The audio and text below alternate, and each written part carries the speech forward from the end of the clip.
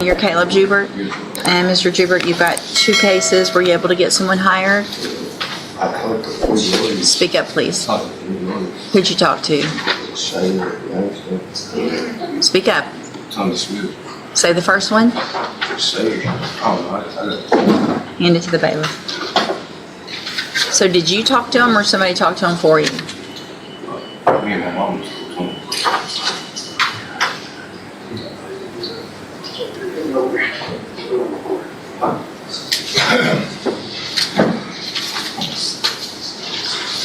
So are you do you go to MHMR, Spindletop? No? What's that written on here for? You don't know? So are you working? Why not? You don't know? Where have you been looking? I went to work. But I had to do my ID. I had his ID. Do you have your ID now? Okay. If I test you this morning, you gonna have anything in your system? Have a seat, let's double check that. Okay, that's fine, I'll do the plea in just a minute. How old are you, Mr. Jubert? 18 was the last time you smoked dope.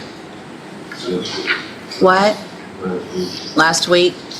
What made you think that was a good idea with 2 felonies pending to come be smoking marijuana? You don't know? And you're not working? Obviously, you know that's a violation, number 1, of the law and of your bond conditions, right? Speak up. How do you think you're going to get a job if you're smoking marijuana? What? You quit last week? Wow, congratulations. You realize how ridiculous that sounds to say I quit last week?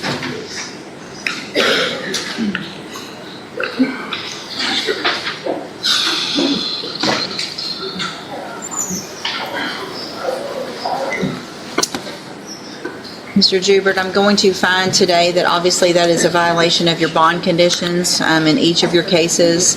I'm going to raise the bond in each of your case because of that violation. Let me see what they were previously at.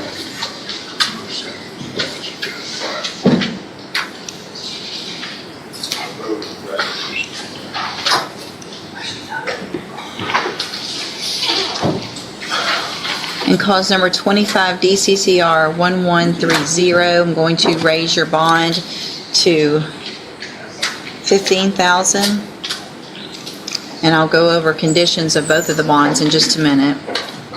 And then in cause number 25 DCCR 1131,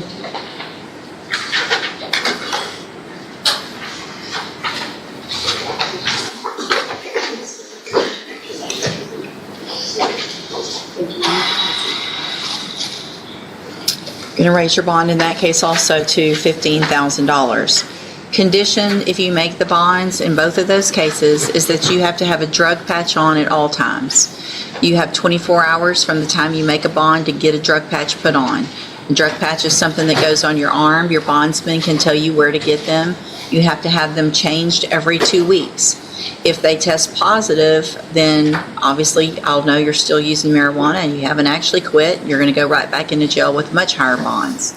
I would anticipate if you make these bonds quickly that the first patch might be positive, but the patches are going to show me an amount, not just a positive or a negative. So if that amount is not going down, then I'm going to assume also that you're still using. Do you understand? All right, go back with the bailiff. You're Chad Cracknell? Yes, ma'am. And Mr. Gertz, will your client waive the formal reading of the indictment? He will, Judge.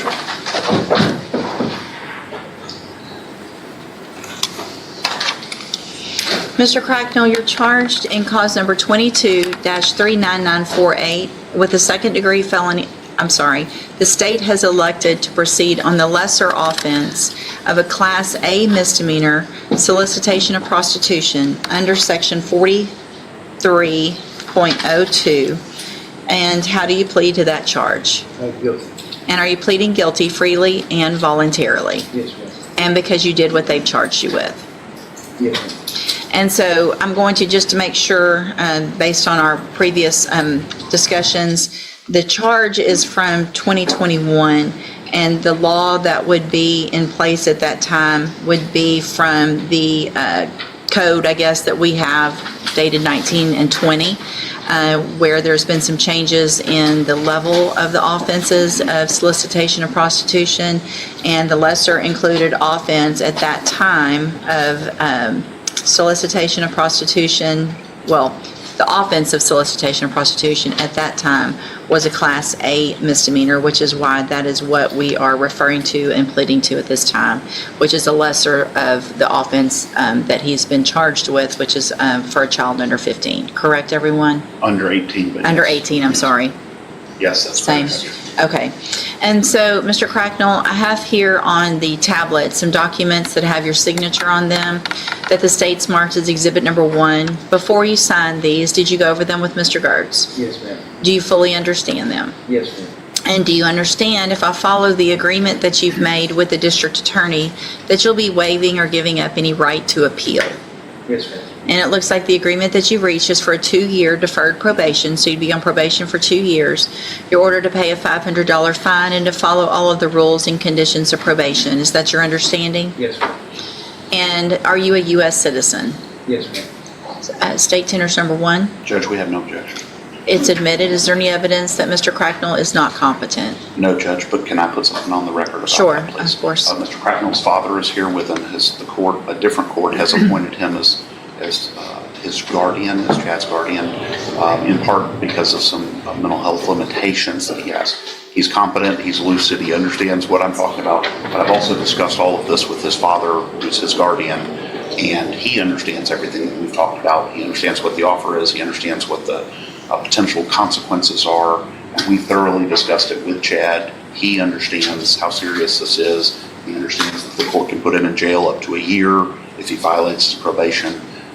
And one of the reasons we're doing this, his father and I have agreed to this offer that we think is a very good offer from the state, is that for the last 4.5, 5 years that Chad's been out on bond, he's been doing everything that the court has ordered him to do. And so we feel confident in his ability to follow the court's rules on probation. Could have had probation done and over with without all the legal wrangling. But anyway, thank you for that, I've been Mr. asking for a Gertz. while, Judge. I've been asking for a while. And thank you, sir, for being here. And just for the record, your name is? John Cracknell. And Mr. Cracknell, you've gone over all of this with Mr. Yeah. Gertz, like he said, and with your said Chad, and understand and believe that he also understands everything that he's signing, understands what the consequences are with the probation, and if he violates it.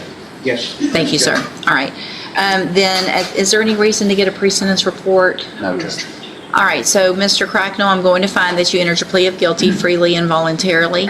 I'm going to waive the pre-sentence report, find sufficient evidence to find you guilty. However, I'm going to follow the agreement that you made with the district attorney and defer all proceedings and place you on probation for 2 years. You're ordered to pay that $500 fine and to follow all of the rules and conditions of probation. If you do that, this is a great opportunity because you don't have a conviction on your record. And if you successfully complete the probation, the case will actually be dismissed at the end. You'll never have this conviction. The other side of that, though, is if you violate any condition of probation, you don't follow the rules with probation, you can come back to court, I can find you guilty, and you could go to the county jail for up to 1 year. Do you understand? Yes, ma'am. All right, then, I'm going to hand you, oops, let me get that printed. I got it filled out. But you don't need the I'll send attachment. that to Thank you. I'm going to hand you the trial court certification in just a minute that shows this was an agreement that I followed, so you waived any right to appeal. And then you'll just need to have a seat as soon as I hand that to you. You can have a seat here in the courtroom, and the lady that's at that desk right there is with probation. She'll call you up when she's ready to go over all of your paperwork. Okay. All right, good luck to you, sir. Thank you, sir. Thank you. Thank you, Mr. Gertz. Here's your, Mr. Gertz, there's your, Thank you, Judge. good morning. You're Aaron Riley. You're Maverick Neal. And Mr. Doyle, will your client waive the formal reading of the indictment? Yes, ma'am, you go. Mr. Neal, in cause number 24, DCCR 2436, you're charged with the second-degree felony offense of aggravated assault with a deadly weapon That's from October 26th of 2024. And how do you plead to that charge? Are you pleading guilty freely and voluntarily? Yes.